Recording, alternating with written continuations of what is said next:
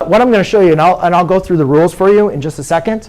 But basically what I want you guys to understand is, so when we were multiplying, we said simplify, then multiply. Do you guys remember that? We simplified first, and then we simplified both of them, and then we multiplied.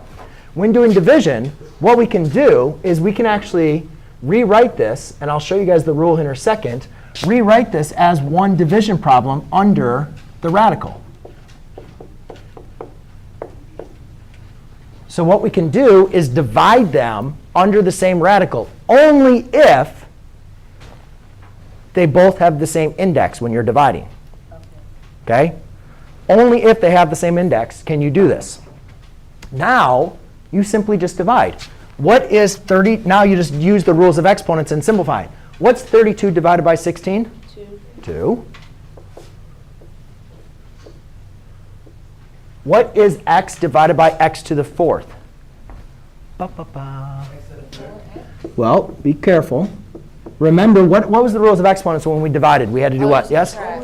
You subtract. So this becomes x to the 1 minus 4, which equals x to the negative third. So to rewrite that as a positive exponent, we have to put it in the denominator. So it becomes 1 over x cubed. Right? So therefore, that's 1 over x cubed. And then this is going to be y to the fourth. Because 1 minus 5 is y to the negative 4. And then you put it in the denominator. OK? Now that so once you divide under the same radical. You divide under the same radical, and then you simplify. Can I take the cube root of 2? No. Can I take the cube root of x cubed? Yes. Yeah, that's just going to be x. Can I take the cube root of y to the fourth? Yeah. Well, it's going to be y, and what's going to be left over? Because remember, you guys agree with me, I can take y to the fourth and rewrite that as y cubed times y to the first, right? So same thing, that equals y to the fourth as well. So therefore, my final answer is the cube root of 2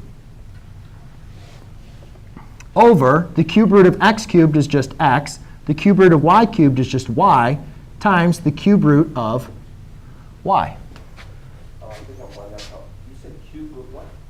Cube root of y cubed is y. Now, that's not really a pretty way to write it. That is the correct answer.